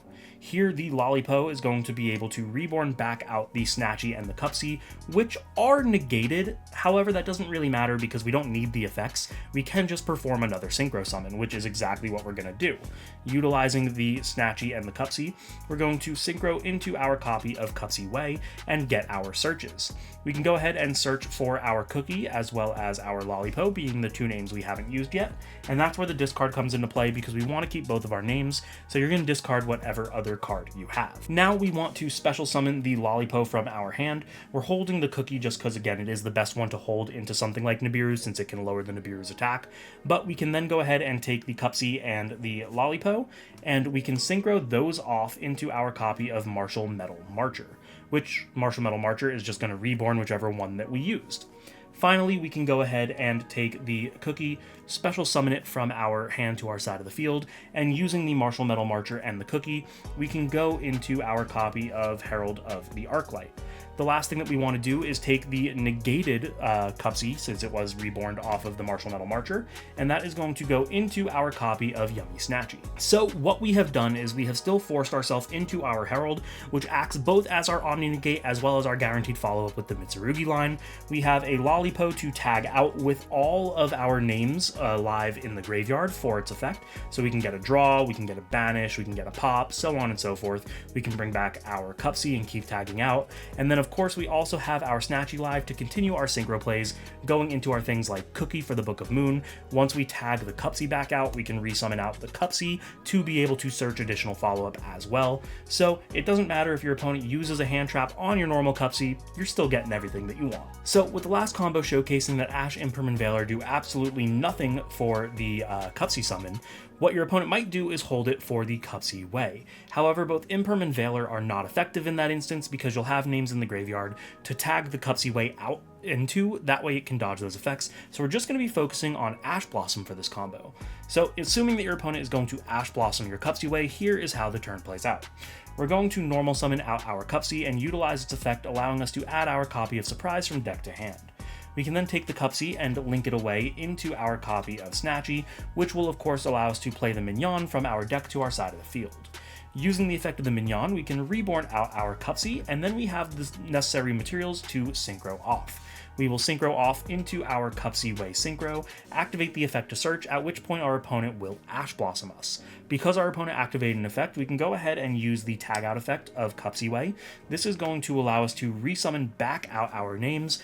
Unfortunately though, Ash is not a dodgeable effect, so we will not get our ads. How do we continue without those additional names? We will take both the Snatchy and the Cupsy.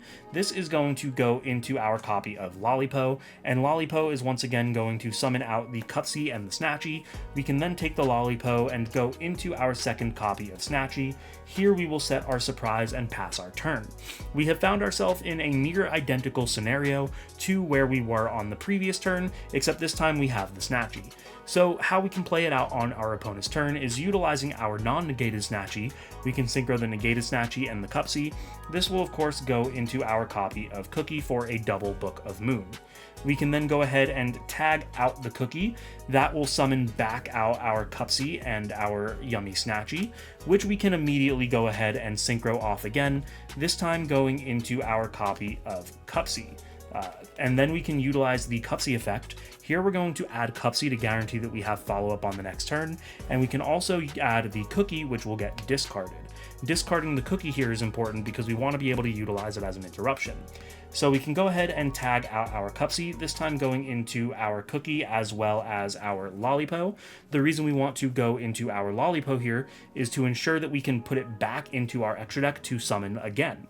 We can utilize the tag out of the Lollipo to summon back out our Cupsy and our Snatchy, and then we can utilize the Snatchy to go ahead and synchro into our copy of Lollipo, using it to reborn back out our two names.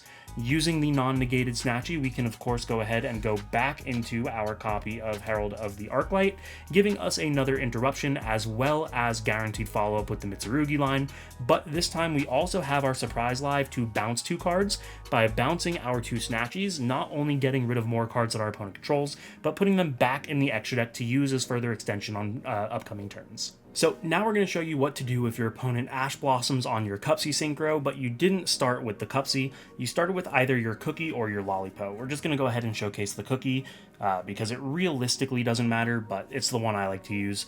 We're going to go ahead and start with the normal summon of the Cooky, and of course we can go and link that off into our Snatchy. Snatchy is going to then go ahead and allow us to play our minion from the deck, which will let us reborn the name that we started with, giving us access to synchro into our copy of Cupsy. We're going to attempt the Cupsy effect, but get met with our opponent's Ash Blossom. We will chain the Cupsy to tag itself back out into our names, and then we can go ahead and synchro one more time into our Lollipo. Using the Lollipo, we of course reborn both of these names and they are negated, but what we can do here to ensure we have an additional interruption is we can actually go ahead and link these off into our copy of SP Little Knight. Now what this does is when we pass to our opponent, we can go ahead and utilize the Lollipo tag out effect to go back into our Snatchy and whatever name, in this case Cooky, that will allow us to pop a card. We can then go ahead and use the quick synchro effect, this time going into our Cupsy or our Cooky. It really depends on what your opponent is doing. Sometimes you might want the ad, other times you might want the Book of Moon. It just depends on what the game state is, but we can use that effect and we can actually go ahead and add 2 Cupsies from our deck to our hand and discard one of them. What that does for us is when we utilize the tag out effect of the Cupsy, we can bring back one of the Cupsies as well as our Snatchy, and that will activate the Cupsy effect, which will allow us to search for our copy of Surprise. So now we have guaranteed follow-up and guaranteed recursion off of this combo, but then we can go ahead and use the Snatchy plus the Cupsy going into our copy of Cooky for the Book of Moons, and then finally, if we wanted to, we can go ahead and use the Cooky, tagging it back out into 2 more names. Everything's already been used, but that will allow us to swarm our board even further by going into our Lollipo and reborning the 2 names with the highest attack, just because they're getting pumped up by the minion.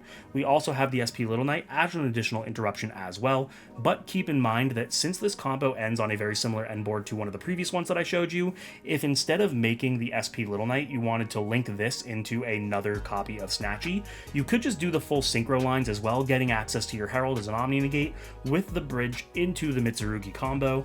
It just sacrifices a little bit of the extra follow-up, but you're getting all of that anyway, so at the end of the day, it's whichever one you feel more confident in. I hope you guys are still with me because this is the 10th hand trap line that I am showing you guys, and we're still not even done with the masterclass because I still have tips and tricks and side decking patterns for you, but the final hand trap line that we are going to showcase is what happens if you get Drolled on Cupsy. You don't really need to talk about Droll at any other point in the combos, just because you're not really going to need any other ads. The next place that they can Droll you is going to be on the Cupsy Way effect, which already searches you too, so that gives you all of the fodder that you need to continue your combo. You do miss out on the Mitsurugi line, but that's not the end of the world. Really, the only impactful spot is here since this is going to search us our surprise. So we normal summon out the Cupsy and utilize its effect grabbing our surprise, which we will then get met with Droll. We cannot add for the remainder of the turn. We can go ahead and link off the Cupsy into our Snatchy, and of course use the Snatchy to play our Mignon from our deck to our side of the field. We can then go ahead and utilize the Mignon to summon out the Cupsy. We can set our surprise and pass our turn. Now, technically speaking, if you wanted to, you could go further into the combo like we have in the previous ones, turning these into Lollipo, reborning both, and then making another Snatchy or an SP Little Knight, as I've shown you before. But I want to show you guys the bare minimum plays because sometimes maybe your opponent just did something else, or you just don't feel like you really want to overextend. So now on the opponent's turn, we can utilize the Snatchy to quick synchro. This is going to go into our copy of Cupsy, which will add us our copy of Cooky and a Cupsy for the follow-up. We're going to discard the Cooky so that we can use it as an interruption. We can utilize the tag out effect of the Cupsy. This is of course going to summon out either the Cupsy or the Cooky, whichever one you want to use the summon effect of. I usually go for Cupsy first, as well as our Snatchy. That is then going to allow the Cupsy to draw us a card. That card can be anything, so we're just showcasing a Fuwalos. But now we have our synchros live again. We can go ahead and synchro off these two into our copy of Cooky for additional interruptions, flipping two of our opponent's monsters face down, and again utilize the tag out effect, reborning out our Snatchy, and this time the unused name, in this case Cooky, giving us another interruption in the Cooky effect to pop. But we are not done yet because we can utilize the synchro effect again, going into our copy of Lollipo, which will allow us to bring back our two level 1 names, which on resolution we can activate Surprise, reborning Snatchy to perform one final synchro summon utilizing Snatchy effect, using these three monsters to go ahead and go into our Herald, activating our Omni Negate, as well as giving us the search for our Mitsurugi combo with the guaranteed follow-up from the previously searched Cupsy. Now, with the bread and butter combos as well as the hand trap lines out of the way, we are on to side decking patterns. Now, the side decking patterns in this deck are relatively easy, so I don't expect this to be that long of a section, but it's still something that I really want to make sure you guys know and understand why we do what we do. First and foremost, if we are going first, the cards that we want to take out are going to be our Molcharmies. The reason is because the Molcharmies don't really do us any favors going first. As soon as we establish any card on field, they become dead. The most useful that these cards can be are to normal summon them and turn them into Almirage. That way we are actually able to special a name from hand and play safer around hand traps. So there are some instances where you might want to leave the Fuwalos in, just because, like, let's say you're against Draco Tail, you can at least get a draw off the Fuwalos if they use Thymena to fuse on your turn. But more often than not, these are the 6 cards you want to take out going first. The obvious contenders for what are going in are going to be your Solemn Strikes and Judgment, but I usually also throw in the Droll and Lockbird, depending on the matchup, just because Droll and Lockbird is a better hand trap to actually have. If you're going first, you can still use it on your opponent's turn, and it's not as dead as the Fuwalos, or the Molcharmies rather, but it can still play that double duty of being able to normal summon it, turn it into Almirage, and combo that way. If you are going second, however, a lot of the cards that you want to take out are pretty self-explanatory. You want to take out your Great Purification because this does absolutely nothing going second, and it is pretty much a brick in that instance. Then the next cards that you want to take out are 1-for-1. This is just the worst starter in our deck. It's still a great card and worth playing, but there are better cards to have in your deck if you are going second rather than the 1-for-1. And then I usually do 1 Surprise and 1 Prayers, just because going second you typically don't ever need more than one of these, and for the most part they're kind of recurable. You obviously have Uka that can reset both, you have the Kusanagi which can get you back your prayers, so having only one is not that big of a problem. Now, this is only 4 cards, and sometimes you want to side in more than 4 cards. Obviously, you can see here that aside from the Solemns, all of these cards are going second options. So if you're siding in more than 4 cards, it really becomes a judgment call at that point. Maybe you're in a matchup where something like Ghost Bell isn't particularly good. For example, I don't like keeping Ghost Bell in the deck when I am up against Draco Tail, because even though Draco Tail has effects that can be Ghost Belled, they typically chain block them, which isn't really good, so you kind of just want to take that out. You never want to rely on your opponent playing incorrectly, so by leaving the Ghost Belt in the deck, you're kind of relying on them chaining their stuff improperly, and you have to assume that your opponent is going to play to the best of their ability, otherwise you might get caught with your pants down. Other things that you could maybe take out is one of each of the Cooky and the Lollipo, just because they are not as strong of starters as something like the Cupsy. So maybe if you find yourself wanting to take out these 4, but something like Bell is still good, and you wanted to put in, let's say, Droll and Lockbird and Gomasil, you could take out one of each of the other names that are not Cupsy, just to kind of free up that space. And that's pretty much it. Going into specific deck choices, anything that does a lot of searching, so Mitsurugi, Ryziel is still a really good deck. Opposing Yummies are kind of okay to put Droll in, but not necessarily. That's what the Contact C is for. Contact C is definitely for the Yummies. Really good deck to put the Droll into is Vanquish Soul Canine, which is still to be determined how well that is going to perform because the banlist kind of hit them the hardest. Contact C is going to go into something like Vanquish Soul Canine, something like Yummy, and other than that, it's just anything that you don't think your opponent has an answer for.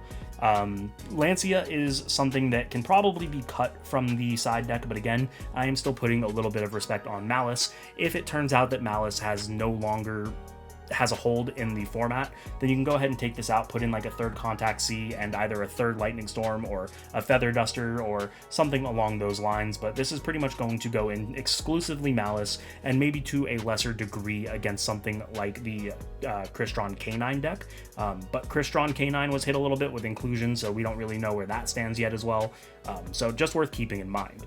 Gomasil is almost always going to go in when you're going second because every deck this format has an end board piece that is worth just getting rid of for free, so it's really good to just kind of wipe that off the board.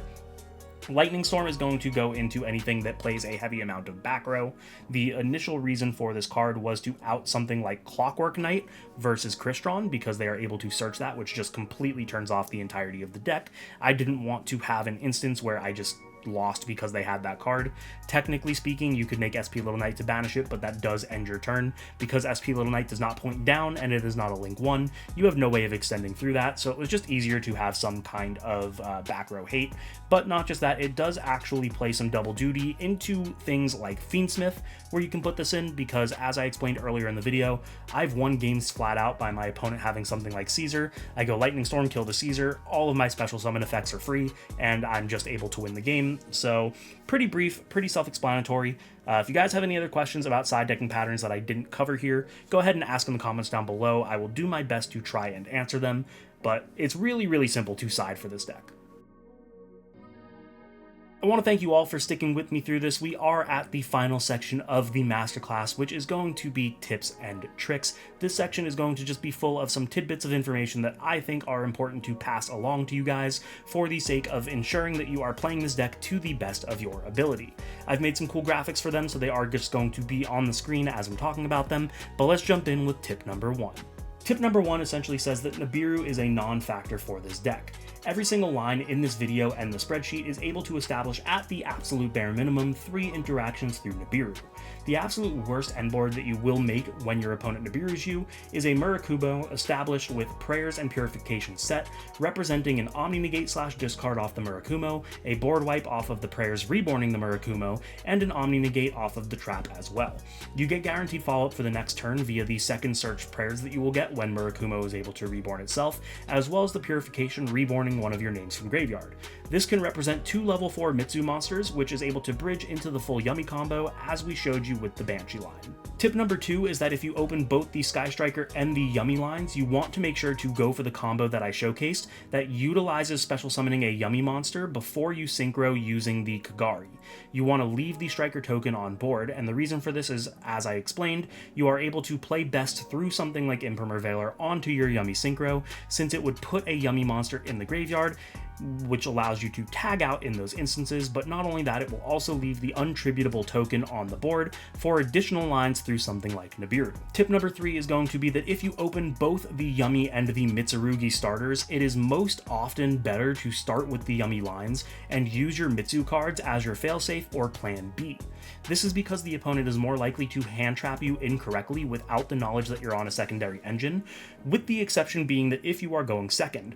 In a lot of cases, going second, it is better to start with the Mitsu cards, as they are far more effective at breaking a board, meaning it will be easier for them to clear the way for your Yummy monsters to then set up an OTK, since Mignon is able to pump everything up. Tip number 4 is that if you're starting with Cupsy Yummy, I have seen a lot of people claim that you do not want to use its search effect on the initial summon, and instead hold it until a moment when you can quick synchro as a way of dodging Imperium or Valor. And while this is definitely a good way around those interruptions, I found that it's fairly inconsistent because of how the format is shaping up. First and foremost, if you take a look at the combo I showcased you guys where we Ash, Imperium, or Valor the Cupsy, we are still able to set up a formidable board. But the reason that it's really important in my opinion to use the Cupsy effect on summon is because of the format being a format in which we are seeing a lot of turn 0 play. There's so many interactions that your opponent can do to clear your normal summon that if you didn't search the surprise could possibly end your turn. A great example of this is with the Arthalion being summoned in response to your normal summon. If you did not use the effect to search surprise, they bounce your normal summon, and barring other extenders, your turn has just ended. I don't want to rely on having other extenders in my hand. I want to rely on my combos being as efficient as possible. So if we had instead searched for the surprise, we can obviously go ahead and activate the surprise, special summoning out the Cupsy back from our hand, and just continuing on with our combo as if it never got bounced to begin with. Tip number 5 is something that I implied throughout the combo section but didn't actually showcase because it's relatively self-explanatory and intuitive, but it's something that I want to make sure you guys understand, and that is that if you open up a hand trap plus either Cooky or Lollipo, it is better to normal summon the hand trap instead of doing the 1-card combo line. This is better because it will allow you to play into certain interruptions such as Imperium or Valor more efficiently. By normal summoning the hand trap and subsequently linking it into Almirage, you now have a link 1 which will allow you to special summon the Yummy names from their hand, but also allows your first Yummy extra deck monster to be the Cupsy Synchro instead of something like Snatchy. With the Cupsy Synchro being your first summon, if they attempted to hand trap it, you're able to use its effect to tag out in the event of them doing something. This is worlds better than normal summoning the Yummy name that has no effect immediately, linking it into the Snatchy, and eating the Imperium or Valor on the Snatchy. At that point, without any extenders, your turn is pretty much over because you lost out on your Mignon. Tip number 6 is going over combos 5 and 6 that I showed you in the bread and butter, and that is that this deck has some very unconventional starters / extenders such as Snake Eyes Birch and Saji. Because of these starters, there will be times when you will need to discard one of the Yummy names that Cupsy will search, and that's to ensure that there are 2 level 1 Yummy monsters in your graveyard to most effectively make use of your Lollipo's Reborn effect. In these instances, a lot of times I find it to be most beneficial for the discard to be Cooky, because this establishes it in the graveyard early, allowing you to utilize it as an interruption on one of the Synchro Tagout effects. Occasionally, this discard could be something like Cupsy, which is more rare but still applicable in instances like versus an opposing Purulia. That way you can reborn the Cupsy from your graveyard and minimize the opponent's draws off of the Molcharby. Reference the combo tag to see this in action. Tip number 7 is to never forget that when you are using your Herald Negate, it is able to search for a ritual monster or spell. This is sometimes important from a combo perspective, mostly in lines involving Molcharmies or other hand traps, which prevent you from full comboing and instead setting up your half board. We say half board very liberally, considering you still get your full Yummy combo, but it is technically half board for this deck. However, there are instances in which you've already exhausted your Mitsu lines, and this is more so for deck thinning, because you'd rather draw into literally anything else on your next turn, rather than a useless piece of remaining Mitsu engine. So just keep in mind that even if you've already exhausted everything, sometimes it's just better to summon, or rather search out a Habakiri off of your Herald, just so that you're not dead drawing into a Habakiri. Tip number 8 is another Nibiru tip, and that is that if your opponent Nibirus you while you have Murakumo on your field, do not, and I repeat, do not, use the Murakumo effect to force a negate and discard. This is hilariously bad for you because what they can do is actually discard the Nibiru, which still needs to resolve as much as possible. The result of this being that your board is tributed, but since Nibiru is not summoned, you do not receive the token. Without the token, you can be in some trouble. Not only do you not have an additional monster on your field, but now you might not be able to make Uka, you might not be able to link it into a Link Spider, and your combo could potentially just end because you are essentially left with nothing. It obviously depends on what you have, but you want to keep in mind that you just never want to put yourself in that position. It's also worth noting that if you haven't already used the Murakumo's Reborn effect, Nibiru is a tribute, so if they tribute the Murakumo, you could technically just reborn the Murakumo and still have it on the board anyway. Tip number 9 is another hand trap tip, which is essentially that Ghost Ogre, like Nibiru, is pretty much a non-factor for this deck. At any point that the opponent will be able to Ghost Ogre you, you've likely already gotten to an extender or have another answer established.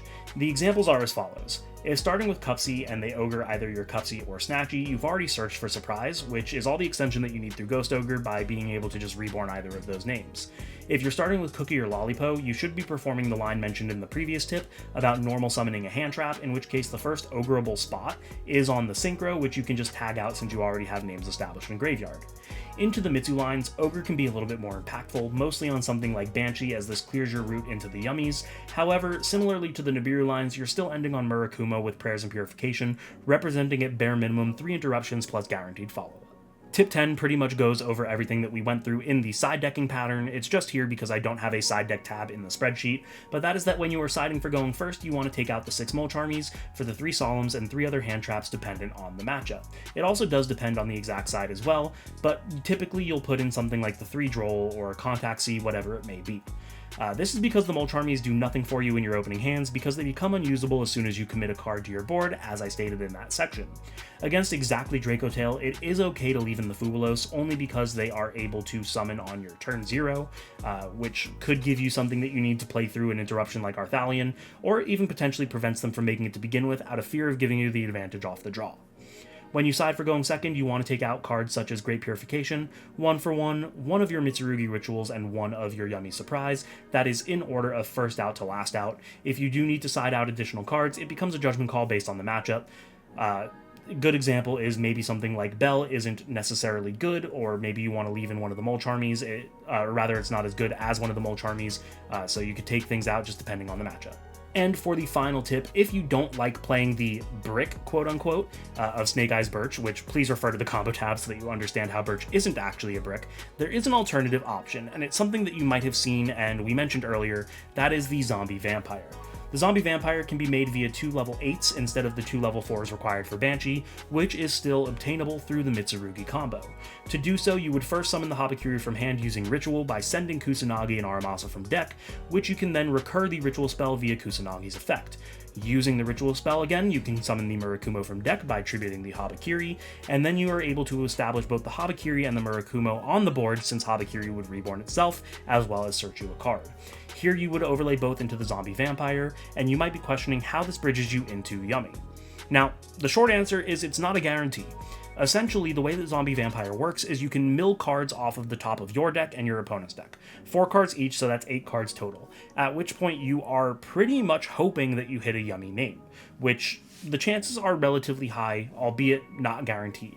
The reason that I personally don't go this route is because I have hilariously bad luck, and I don't want to risk my run on luck alone. I would rather have the guaranteed combo route using the Banshee. Again, it does play the Snake Eye Birch, but I think I've made a pretty good case for why Birch is not a brick. And there you guys have it. I have no idea what this looks like post-editing. I want you guys to know that I have been recording this for a little over 4 hours. We did, 16 combos, 6 bread and butter, 10 hand trap lines. We have 11 tips and tricks. We went over side decking patterns. Hopefully this is everything you need to know. I do want to stress that if you have any questions, I will do my best to answer them. Just leave them in the comment section down below. I do just once again want to mention that while this is 100% free, so much time and effort went into this. It spent weeks on the spreadsheet, as well as just the hours that I have spent filming this and the foreseeable hours that I am going to take editing this. So if you want to show any additional support, my Ko-Fi is on the screen and in the description down below. The final thing that I want to kind of shill as we are closing up this masterclass is don't forget to check out the channel sponsors, both Dueling Guard and Imperium Duelist, using the links in my description below. That is another way that you can help support me, as I do get a kickback on any of your orders, and you also get a discount on some pretty good product as well, some of the best accessories in the game as a matter of fact. So you know the deal. If you liked it, make sure to subscribe, hit the notification bell, like, comment, share with your friends, and I will see you guys in the next one.